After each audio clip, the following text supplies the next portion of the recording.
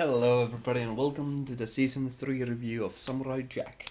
Yeah, this has been a long time coming, so let's just immediately get on with it. Now, this is gonna be hopefully another shorter one because, frankly, there's not much to say, but we'll see. I have a few topics here that I want to discuss. So, first of all, let's get through the technical details. So, on the graphical side of things, nothing really has changed much from the previous two seasons. That's not to disparage this season nor the previous seasons, because the art style has always been rather consistent. It's very stylized. It's very bold and striking and unique, and it's something that there's really nothing to improve upon, in my opinion. It looks quite fantastical as it is, and they don't need to change it. So they don't.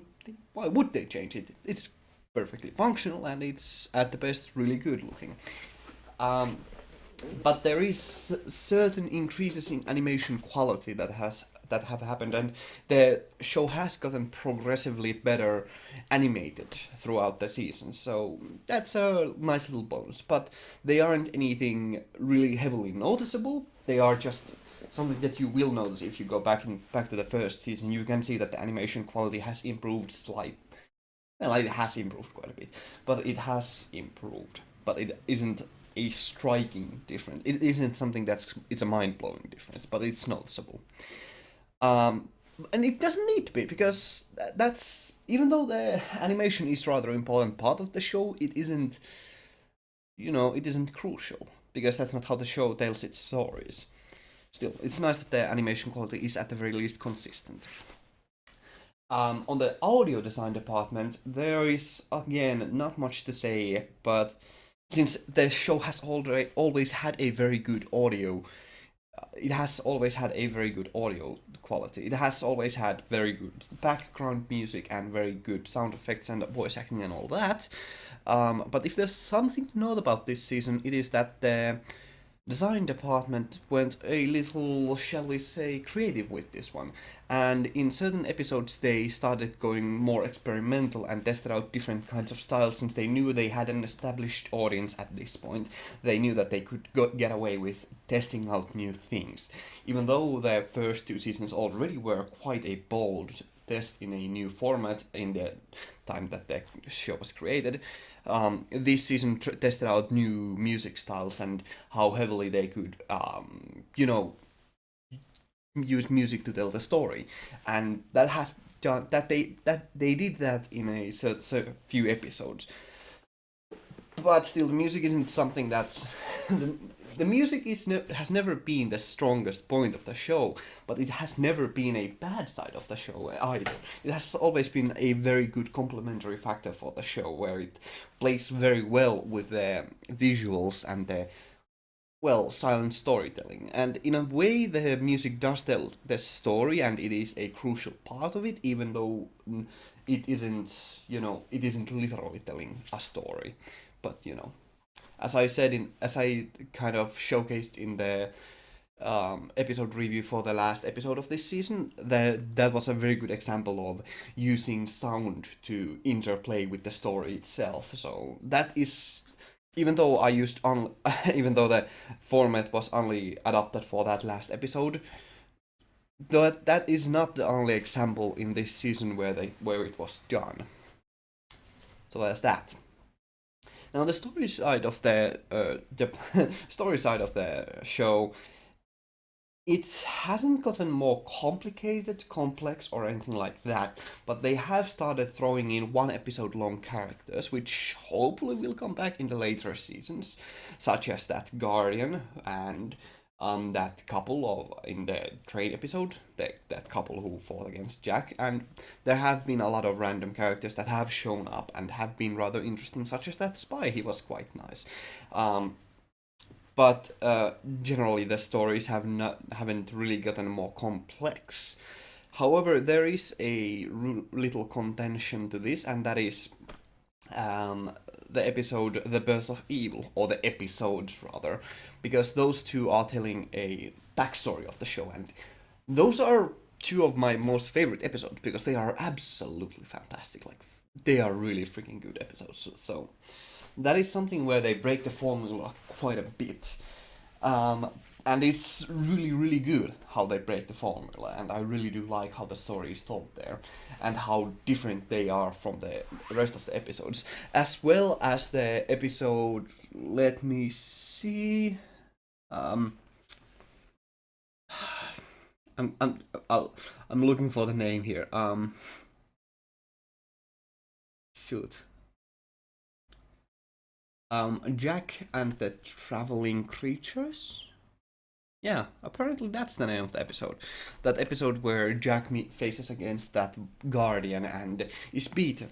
Now, that's already a really big difference that Jack loses, because that's the first time we actually see Jack losing, and, that's a good change of pace. It's always good to get these kinds of turnarounds, but more importantly, there is a prophetic line that ends the episode that Jack is not ready yet.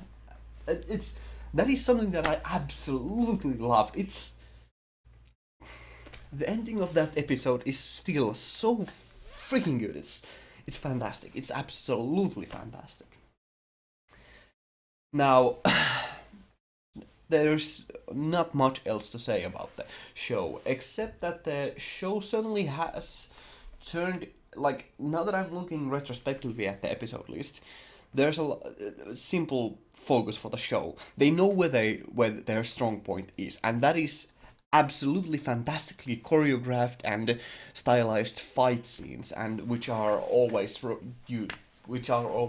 in rather creative situations, such as that a rave party that had a really cool little fight scene, and the train fight scene, and the graveyard fight scene was fantastic. The Birth of Evil episode, that was absolutely phenomenal. There are so many phenomenal fight episodes in this season that I can basically, there's only like 3 episodes which are not centered, which don't have a central battle in them, and those would be, in my opinion, the weakest episodes as well. And those would be the Jack and the Traveling Creatures also is, well, it has a combat, whatever. Then those would be the first episode, because that frankly is the weakest episode of this season, and people were not lying. The more I think about it, that is the weakest episode of this season. And funnily enough, the last episode is also a very weak one, but it's fine enough. It's something I still enjoyed, but it is certainly a weaker episode. And then there's the Annoying Creature episode, which, even though it did have a battle, it wasn't centered around the battle. So the show, while it is creative in the way that it contextualizes the battles and fights, it still has a very clear focus on a battle. The episodes are rather predictable in the way that they are always building up to a battle, even though they might contextualize them in a very rather different manner, and the opponents are always different, and there's a lot of different qualities to them. But when you take a step back from the episodes and look at the short summaries of the episodes, they are just, every single episode except for those 3 is focused around battles. And this was something that I had not realized that well during watching the episodes, but all of them basically follow the same formula. And that's not bad, because that's the show's strength. Stylized, fantastical fight scenes. It's good the show knows its strength. Something funny about the naming system in the show, because I just noticed looking at the episode list here, I hadn't really thought about this during watching, but a majority of the episodes are named Jack and X. Like Jack and the Rave, Jack and the Zombies, Jack and the Scarab, Jack and the Traveling Creatures, Jack and the Annoying Creature, Jack and the Swamp Wizard, Jack and the Haunted House, Jack, the Monks and the Ancient Master's Son. That's a lot of just Jack and Axe. They are very similar in name.